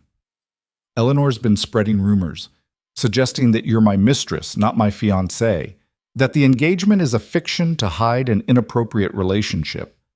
The accusation was so absurd that Maylene almost laughed, except it wasn't funny. In a town like Red Hollow, that kind of rumor could destroy her career and her reputation both. What do we do? She asked. We could set a date, make it real in the town's eyes. Or we could end the engagement, tell everyone I broke it off. Wade looked at her sharply. Is that what you want? I don't know what I want. This was supposed to be temporary, Wade, a practical arrangement to protect me while I established myself. And now it's turned into something real, and I don't know how to navigate that. Do you want to be with me? Wade asked directly. Yes. Then we figure out how to make it work. Together. He moved closer, his hands finding hers. I know this isn't how either of us planned it, but we can make it real. Actually get married, not just pretend. Maylene's heart was racing. That's not a proposal. That's a practical solution to a problem. You're right. It is. Wade stepped back, and when he spoke again, his voice was different, quieter. Maylene Zhao, I love you. I love your stubbornness and your brilliance and the way you refuse to let anyone tell you what you can't do. I love that you threaten people with cleaning supplies and that you work yourself to exhaustion because you care that much about your students. I love you, and I want to build a life with you. Not because it's practical or convenient, but because I can't imagine building one without you. He paused, and Maylene realized she'd stopped breathing. Will you marry me? For real this time. Not as a fiction or a convenience, but as two people who chose each other and want to keep choosing each other for the rest of their lives. It was everything Maylene had been afraid of and everything she hadn't known she wanted. Marriage. Partnership. A future built together instead of alone. She thought about her father, about the life he'd wanted for her. Marriage to a respectable man who would define her existence. This wasn't that. Wade wasn't asking her to become his property or his decoration. He was asking her to be his partner, his equal, his match. Yes, she said, and the word felt like freedom. Yes, I'll marry you. Wade's smile was blinding. He picked her up and spun her around, both of them laughing like idiots in the cold schoolhouse. When he set her down, he kissed her thoroughly, and Maylene felt joy so pure it ached. We should tell people, Wade said when they finally broke apart. Make it official. We should wait until after Christmas. Give me time to finish the semester strong. Always thinking strategically. Someone has to. Maylene touched his face, still marveling that she got to do that now. Besides, I want a few weeks where this is just ours, before it becomes town property. Wade understood. They kept the real engagement private, letting the town continue believing what they already believed, while privately planning a future that was entirely their own. But secrets had a way of getting out, and Red Hollow had eyes everywhere. The trouble started 2 weeks before Christmas, when Maylene received a summons from the school board for an emergency meeting. No explanation, just a terse note demanding her presence that evening. She knew immediately it was serious. Emergency meetings meant someone had complained about something specific and urgent. She ran through her recent lessons, her interactions with parents, anything that might have triggered this, but came up empty. Wade insisted on accompanying her, and Maylene was too worried to argue. The board looked grave when they entered. Worse, Eleanor Briggs was there, wearing an expression of vindicated righteousness that made Maylene's blood run cold. "Miss Zhao," Mayor Hutchins began, and his voice held genuine regret. "We've received a serious allegation regarding your conduct." "What allegation?" "Mrs. Briggs has presented evidence that you and Mr. Mercer have been engaging in inappropriate behavior, specifically that you've been spending nights at his ranch unchaperoned." Maylene felt the floor tilt. "That's a lie." "Is it?" Eleanor stood holding up what looked like a letter.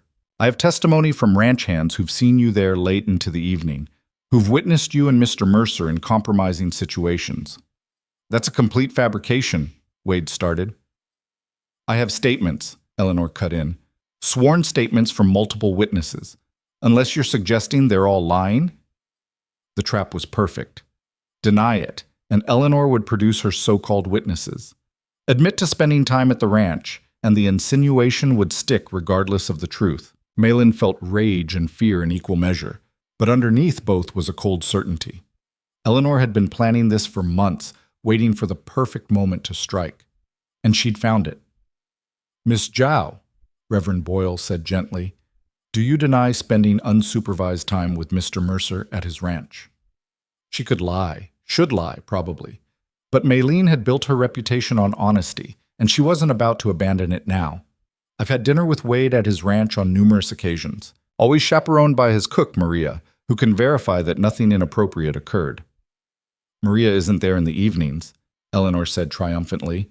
"She leaves before dark, which means you were there alone with Mr. Mercer, unchaperoned, repeatedly." The board members exchanged uncomfortable looks. In frontier society, the appearance of impropriety was often as damaging as actual impropriety.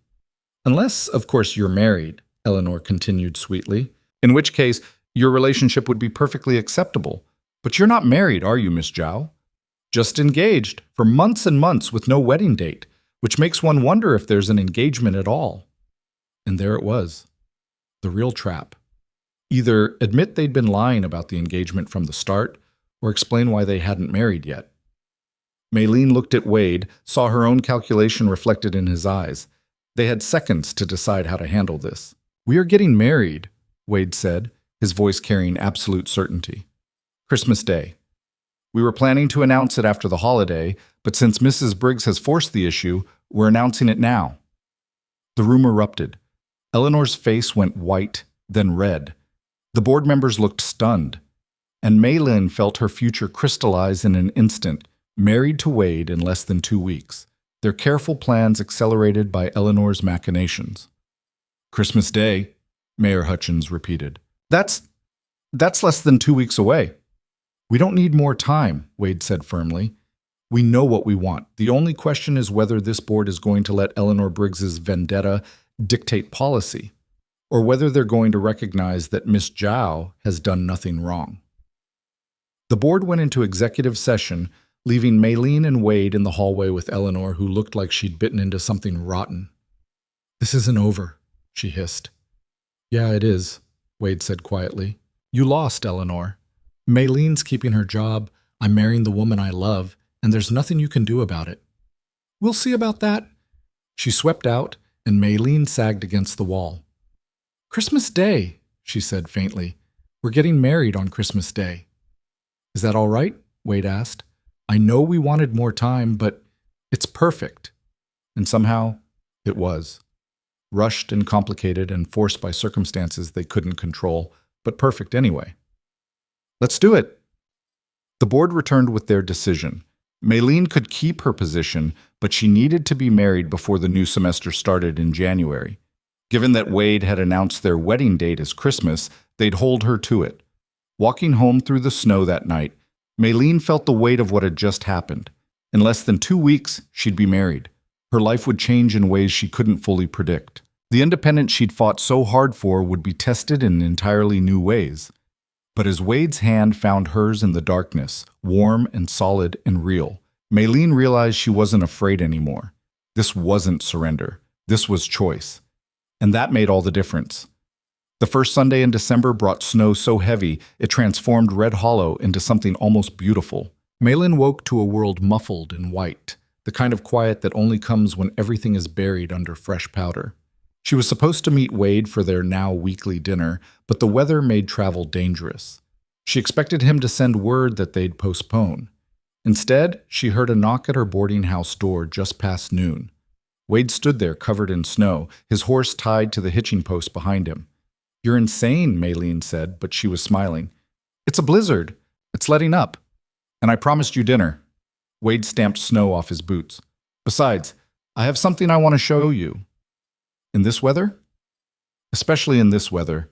He extended a hand. "Trust me?" Maylene looked at his offered hand, at his face red from cold and wind, at the certainty in his eyes. She thought about all the times she'd trusted him over the past months, all the ways he'd proven himself worthy of that trust. "Let me get my coat." They rode together through snow that was indeed letting up, the storm's fury giving way to gentle flakes that drifted more than fell. Wade led her north toward his ranch, but not quite to it, taking a fork in the road Maylene had never noticed before. "Where are we going?" "You'll see." The path wound through pine forest, branches heavy with snow, until they emerged into a clearing.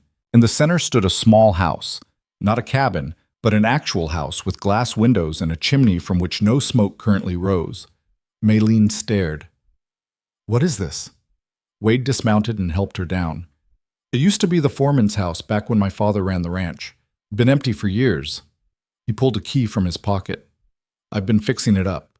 He opened the door, and Maylene stepped into a space that took her breath away. The main room was small but beautifully proportioned, with a fireplace on one wall and large windows that would flood the space with light on sunny days. Fresh paint brightened everything. The floors had been sanded and refinished. There was even furniture, simple but well made, arranged with care. "Wade," Maylene said, her voice unsteady. "What is this?" Wade moved to the fireplace, where kindling was already laid. He struck a match and coaxed flame to life before turning to face her. "I know we've only been really together for a few weeks, and I know you need time, need to be sure about what you want." He gestured to the space around them. "But I wanted you to see what I'm imagining, what I'm hoping for."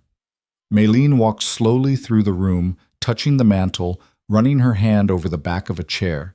Everything was done with such care, such attention to detail. "There's more," Wade said quietly.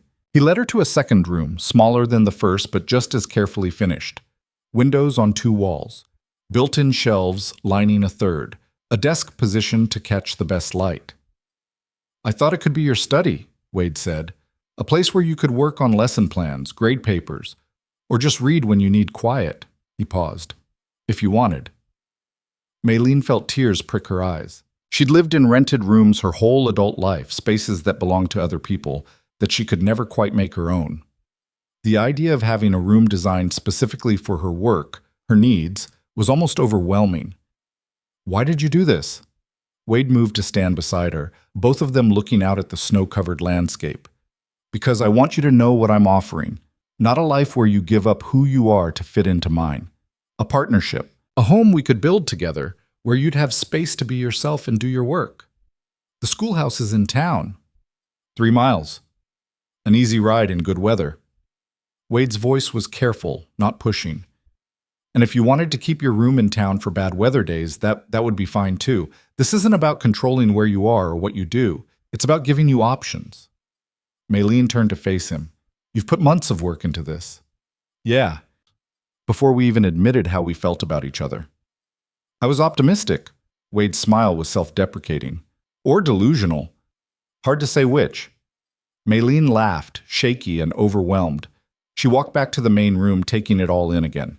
The fireplace crackling with warmth, the windows that would frame sunrises, the sense of peace that permeated the space. I'm still scared, she admitted. I know. And I don't want to rush into anything. I'm not asking you to. I'm just showing you what's possible. When you're ready, if you're ready. Maylene looked at Wade, really looked at him.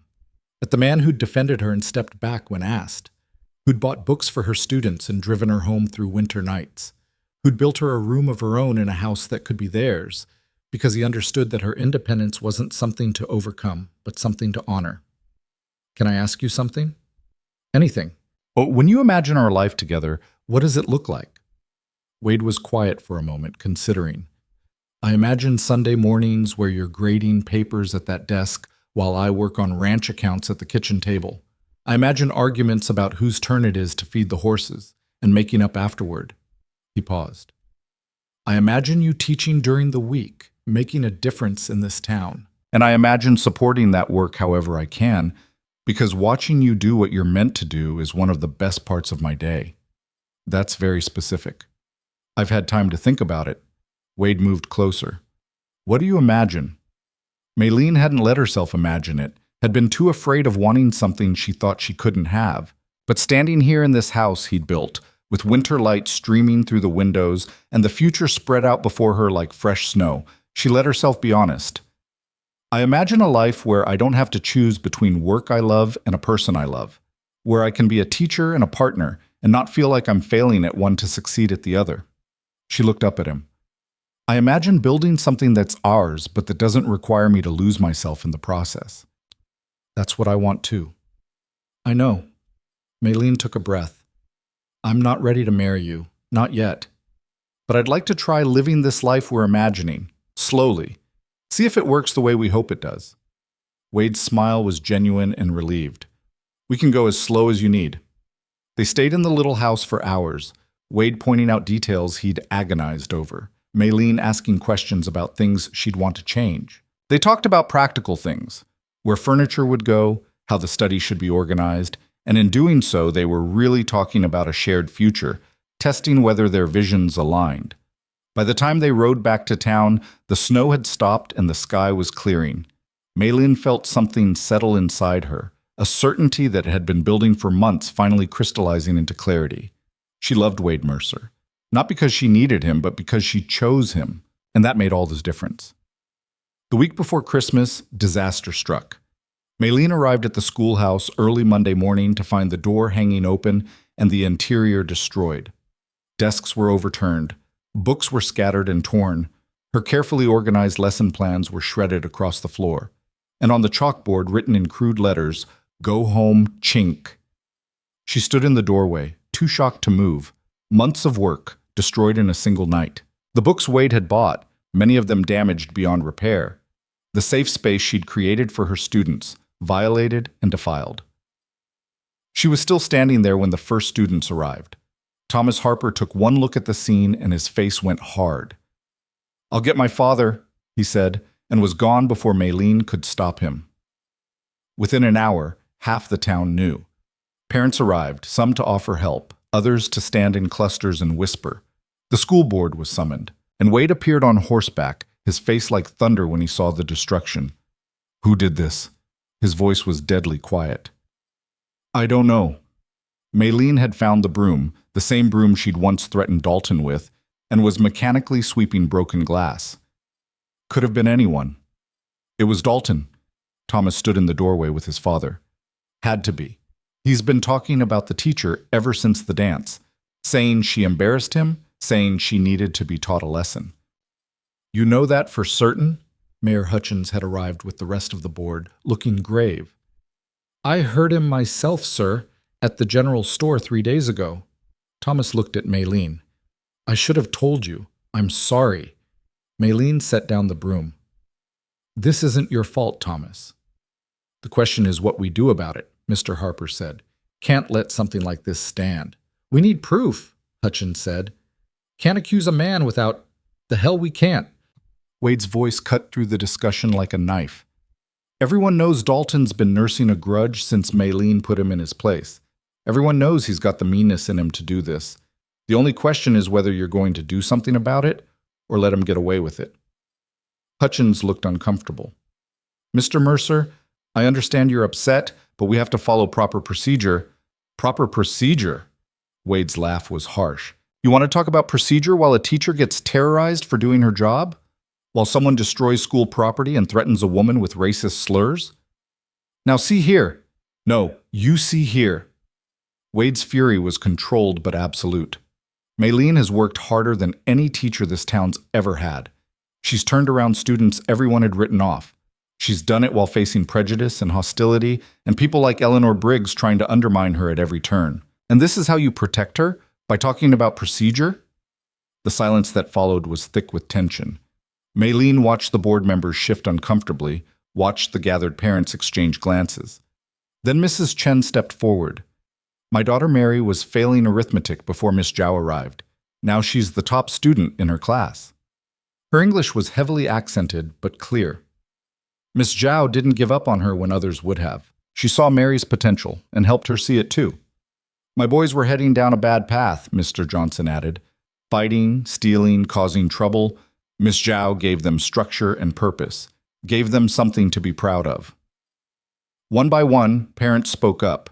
Stories of children who'd been transformed, families who'd been helped, futures that had been opened up because one teacher cared enough to fight for her students. Even some who'd been skeptical before now spoke in Maylene's defense. The tide was turning and everyone could feel it. Mayor Hutchins held up his hands. All right, I hear you. He looked at Maylene. Miss Zhao, the board stands behind you. We'll find out who did this, and they'll be held accountable. And in the meantime, Wade's voice was still hard. In the meantime, Maylene's supposed to keep teaching in a schoolhouse that's been destroyed? Keep working in a place where she's clearly not safe? We'll repair the damage, Hutchins said, and we'll post a watch. Make sure nothing like this happens again.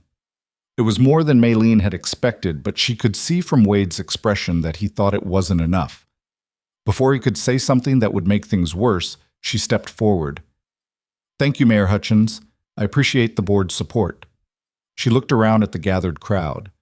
And I appreciate everyone who came here today to help. This schoolhouse will be cleaned and repaired. Classes will resume as soon as possible. Because whoever did this, they wanted to drive me away. And I'm not going anywhere. The words came out stronger than she felt. In truth, she was shaken, scared, angry enough to scream. But she'd learned something in her months in Red Hollow. Showing strength mattered, even when you didn't feel it. Especially when you didn't feel it. The crowd dispersed slowly, most staying to help clean and repair. Wade worked alongside the others, his fury channeled into productive action. By sunset, the worst of the damage had been addressed. The slur had been scrubbed from the chalkboard. The desks had been righted. The books were sorted into salvageable and lost. When everyone else had gone home, Wade found Maylene sitting at her desk, staring at the pile of destroyed lesson plans. You okay? Maylene looked up at him. I don't know. Ask me tomorrow. Wade pulled up a chair. You meant what you said about not going anywhere? I meant it. This is my school, my work, my life. I'm not letting anyone take that from me. She paused. But I'd be lying if I said I wasn't scared. Good. Fear means you're paying attention. Wade took her hand. But you don't have to deal with this alone. Wade, if you go after Dalton, I'm not going to do anything stupid, but I am going to make sure you're protected, starting tonight. What does that mean? It means I'm sleeping in the schoolhouse until we find out who did this and make sure they won't do it again. Maylene started to argue, then stopped. The truth was, the thought of being alone in the schoolhouse tonight terrified her, and having Wade there, solid, capable, protective without being controlling, sounded like exactly what she needed. Just for tonight, she said, however long it takes. They gathered blankets and made a camp of sorts near the fireplace. Wade built up the fire while Maylene made coffee on the small stove she used for student lunches. They sat together in the flickering light, not talking much, just being present for each other. Can I tell you something? Maylene said eventually. Always. When I first saw the schoolhouse this morning, when I saw what they'd done, my first thought wasn't anger. It was doubt. She stared into the fire. I thought maybe everyone was right. Maybe I didn't belong here. Maybe I was pushing too hard, asking for too much. And now? Now I'm angry, because that's what they wanted, to make me doubt myself, to make me run.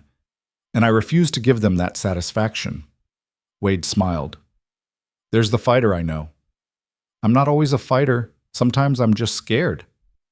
Being scared and fighting anyway, that's what courage is. That's what I saw in you the first day we met, and it's what I see now. Maylene leaned against him, letting herself take comfort in his solidity. They stayed like that for a long time, watching the fire burn down to embers, both of them on guard against threats that might come. None did. The night passed quietly, and by morning, Maylene felt steadier, ready to face whatever came next. What came next was surprising. 2 days later, Dalton showed up at the schoolhouse. Not drunk, not aggressive, just tired and somehow smaller than he'd seemed before. Maylene was alone, preparing for the next day's lessons.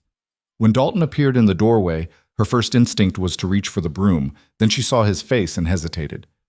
I didn't do it, he said without preamble. The vandalism, that wasn't me. Then who was it? My cousin, Jake. He was visiting from up north, heard me talking about you, and decided to defend my honor, or some such nonsense. Dalton's voice was bitter. I told him he was an idiot, told him to turn himself in to the sheriff. And did he? He left town instead. Coward that he is. Dalton stepped into the schoolhouse, hands spread to show he was unarmed. I know you got no reason to believe me, but I wanted you to hear it from me. What he did, that wasn't right, and I'm sorry it happened. Maylene studied him, trying to gauge his sincerity. Dalton had been awful to her, had insulted and threatened her, but this apology seemed genuine in a way she hadn't expected. Why are you telling me this? Because what he wrote on that board, I'm a lot of things, Miss Zhao, but I'm not that. And I don't want you thinking I am. Dalton looked around at the schoolhouse, at the books and desks and everything Maylene had built. You're a good teacher, better than this town deserves, and what my cousin did was wrong.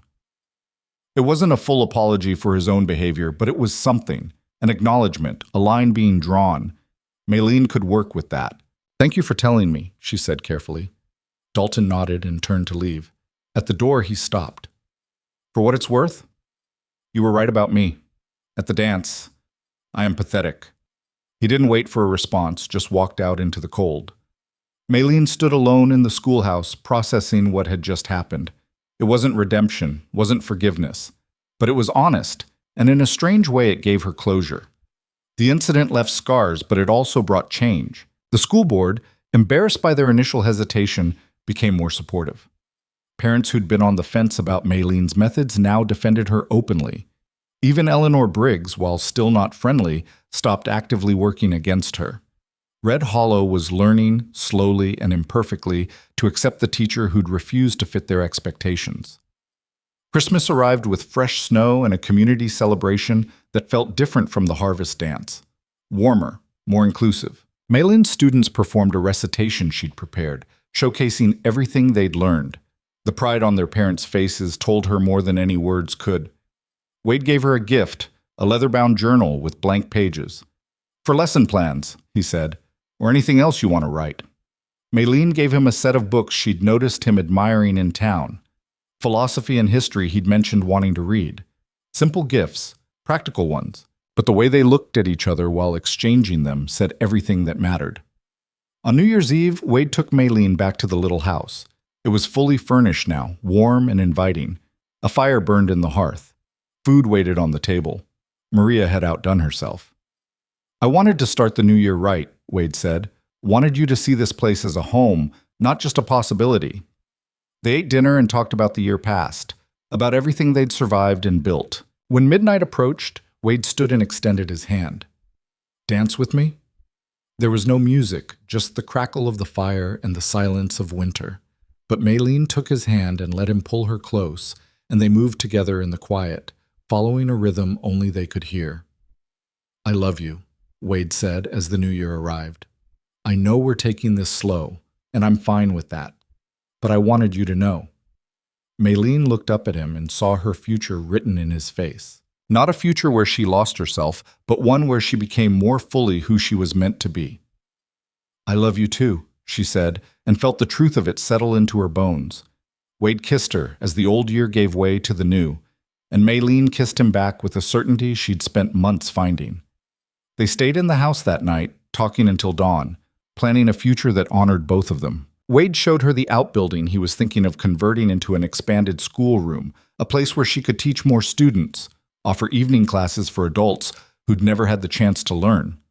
Maylene told him about her dream of starting a library, of making education accessible to everyone in Red Hollow who wanted it. Their dreams weren't separate anymore. They were intertwined, each one supporting and expanding the other. In February, Wade asked her to marry him. Not a pretend engagement this time, but the real thing. He did it in the little house, in the study he'd built for her, surrounded by the books and papers that represented her life's work. "I'm not asking you to be my wife instead of being a teacher," he said, holding her hands in his. "I'm asking you to be both, to build this life we've been planning, to make this house a home and fill it with everything that matters to us." Maylene said yes without hesitation. They married in spring when the valley was green and wildflowers covered the meadows. It was a small ceremony, just the students, their families, the people who'd stood by Maylene when things got hard. No elaborate wedding, no spectacle. Just two people making promises they intended to keep. The schoolhouse remained her domain. Wade never interfered, never questioned her methods, never tried to control what she taught or how she taught it. But he supported her work in every way that mattered, buying supplies when the school board's budget fell short, helping repair damage from harsh winters, being a sounding board when she faced challenges she couldn't solve alone. In return, Maylene supported his work on the ranch, offering insights he wouldn't have considered on his own, helping manage the business side of things when he needed another perspective. They were partners in the truest sense, each one bringing skills and strengths that complemented the other. The little house became a gathering place. Students came to study in Maylene's office when they needed quiet. Ranch hands joined them for meals when Maria cooked extra. Parents stopped by seeking advice about their children's education.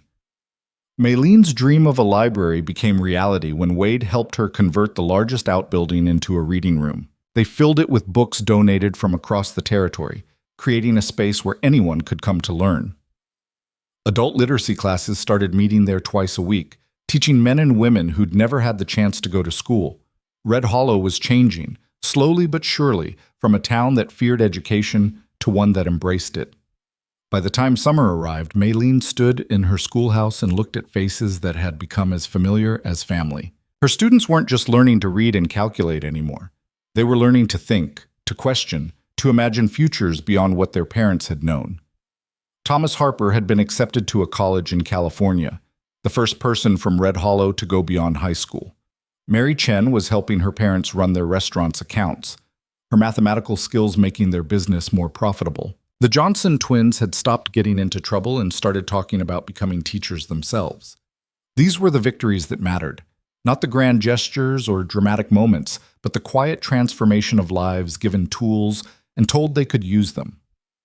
On a warm evening in June, Maylene and Wade sat on the porch of their house, watching the sun set over the valley. Maylene's hand rested on her belly, where a child was growing, the next chapter in a story that kept getting richer. "Are you happy?" Wade asked.